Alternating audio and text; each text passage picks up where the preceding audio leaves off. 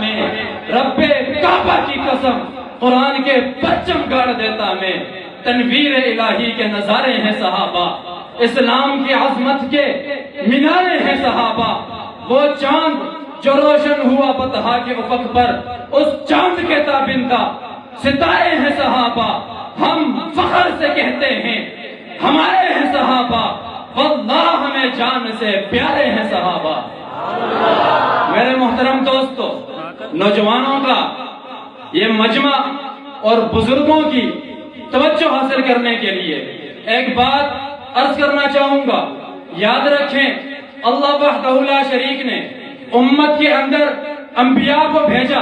ہر ایک کے ساتھ ایک جماعت کو بھیجا، اس جماعت کے بعد ہم نے دیکھا تاریخ میں تابعین کا سلسلہ ہے، تبع تابعین ہے، مجاہدین ہیں، غازیان ہیں، مفسرین ہیں، محدثین ہیں، خانقاہوں میں بیٹھنے والے پیر ہیں، مرشد ہیں، دستار والے ہیں، جبہ والے ہیں، عبادت گزار ہیں۔ کون لوگ ہیں جو اپنی پوری زندگی اللہ وحدہ لا شریک کی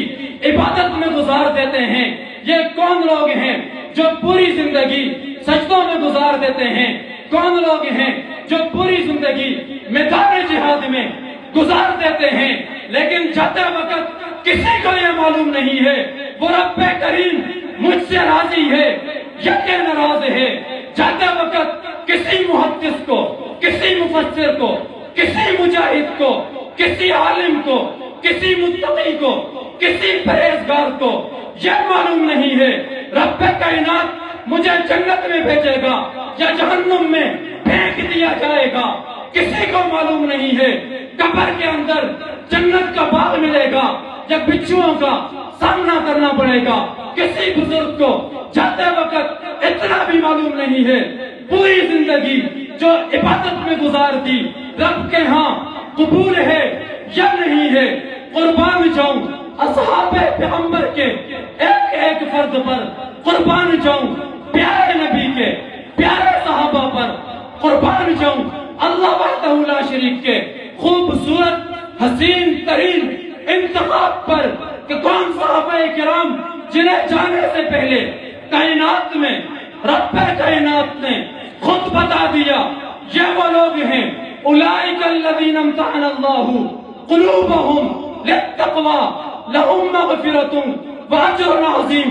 میرے نبی کے صحابہ وہ صحابہ ہیں جن کے دل کا امتحان میرے رب کائنات نے خود لیا ہے، اور پھر نتیجہ یہ نکلا رب فرما رہے ہیں ان کامیاب کو، ان سب کو، کامیاب جماعت کو کامیاب پایا ہے، اور ان سب کی مغفرت کے فیصلے قرآن میں فرمائے ہیں۔ میرے محترم دوستو، اختصار کو ملحوظ خاطر رکھتے ہوئے اپنے یونٹ غازی کوٹ سیدنا یوسف علیہ السلام کی نمائندگی کرتے ہوئے میں اپنے تمام غازی کوٹ کے نوجوانوں کو دعوت دیتا ہوں، آؤ ہمارا ساتھ دو، آؤ اس یونٹ کا حصہ بن کے ان کے لیے قربانی کے جذبات دکھاؤ جنہوں نے نبی کے سامنے اف تک نہیں کی تھی۔ حضرت مقداد نے کہا تھا یا رسول اللہ ہم وہ لوگ نہیں ہیں جو بھاگ جائیں گے، نانا اے پاک پیغمبر اگر آپ اعلان کریں گے ہم سمندروں میں کود جائیں گے، اگر آپ اشارہ کریں گے پہاڑوں کی چوٹیوں تک پہنچتے چلے جائیں گے، آپ اشارہ کریں گے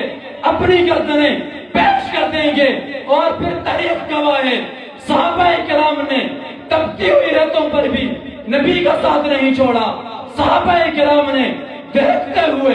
انگاروں کا سامنا کیا، نبی سے وفا کرتے چلے گئے، صحابہ کرام نے بچوں کو یتیم کروایا، نبی کا ساتھ نہیں چھوڑا، بیویوں کو بیوہ کروا گئے، گھر بار قربان کرتے چلے گئے، تن من